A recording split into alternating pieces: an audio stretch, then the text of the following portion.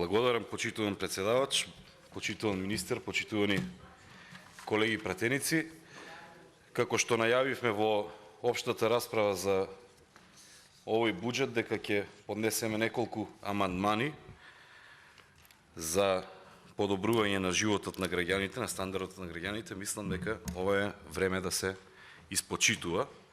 Зошто? Затоа што овој амандман е темелен врз основ на она што вие го имате изјавувано како влада, затоа што во текот на април 2020 година имавте еден предлог кој што си го донесовте за воведување на кризни акцизи кои што ќе се однесуваат на горивото.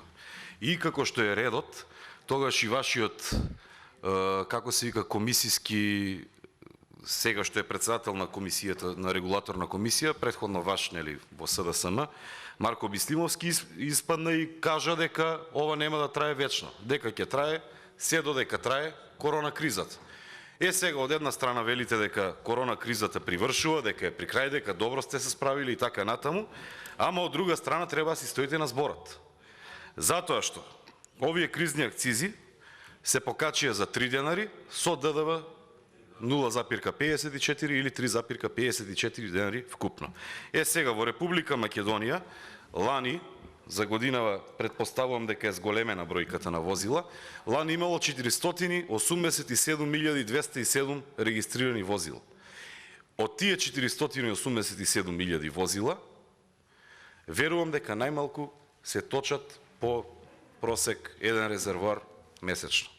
Затоа што тука спаѓаат и автобуси, и камиони, и оние кои што се занимаваат со транспорт, со услуги и така натаму.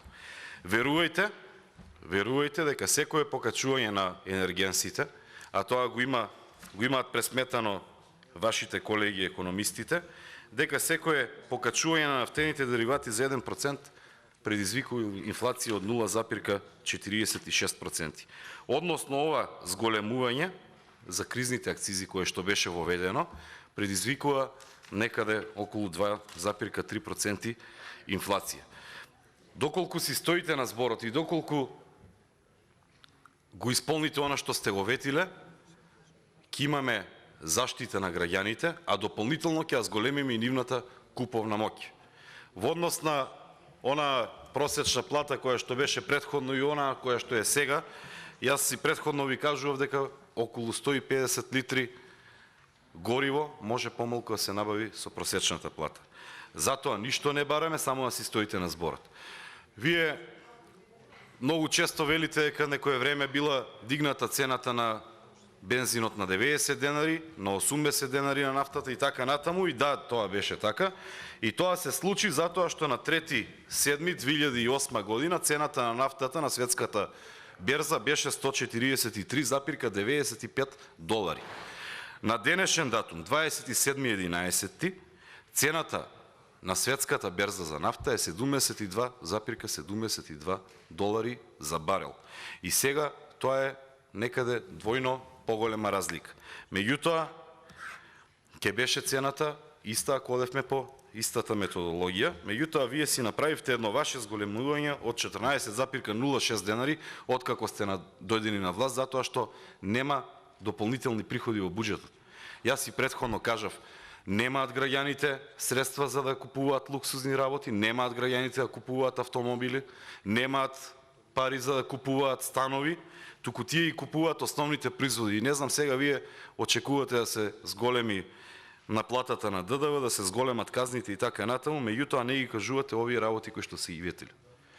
Бислимовски во неговата изјава кажува дека не верува дека ова ќе донесе до инфлаторна спирала, меѓутоа сите сме сведоци дека инфлацијата настрана од вашите проекции се зголемува двојно повеќе речиси. Затоа што лани имавте проекција некоја кога се носеше буџетот дека ќе биде околу 1,5%, па сега дојде до 3,1 и сметам дека тоа е последица на зголемувањето на цените на нафтата, затоа што и оние компании кои што работат ја намалуваат ликвидноста поради зголемените давачки за основните ресурси.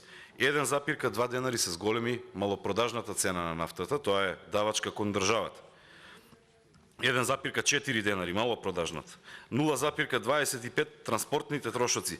Сега внимавајте, кога нафтениве компании, односно овие кои што ни доставуваат нафта, ги зголемуваат транспортните трошоци за 1 литар, јас не знам како очекувате вие и како велите дека ова не се одразува на граѓаните.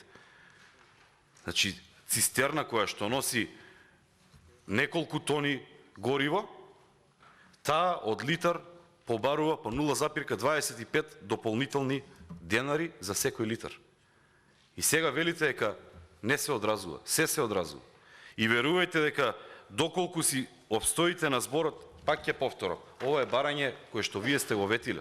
Само треба да си го изреализирате. Намалете и ете, кажа преска колегата Минов дека немало анализа. Намалете ги овие давачки од граѓаните кон државата, ќе се зголеми приходот на ДДВ. Ќе се зголеми со тоа што ќе ги ослободите и компаниите, ќе ослободите и граѓаните, ќе имаат поголема потрошувачка моќ и ќе можат да си дозволат наместо само леп јогурт да си купат нешто што има 18% стапка на ДДВ. Значи оваа спирала во која што завлегуваме ќе ги погоди директно и земјоделците, и транспортот, и јавниот превоз, и сите останати фирми во Република Македонија, затоа што, пак ќе повторам, имаме 6200 фирми затворени. Ако продолжи овака, не очекувам дека ќе се справат со оваа економска криза, ќе се затворат уште толку места, а паралелно со тоа имаме 487.000 возила или толку граѓани кои што секојдневно ја трошат оваа нафта. Дајте да ги ослободиме, дајте да ги олабавиме, верувајте дека никој нема да ги чува парите, туку ги потроши за нешто друго што е попродуктивно. Ви благодарам. Благодарам на колегата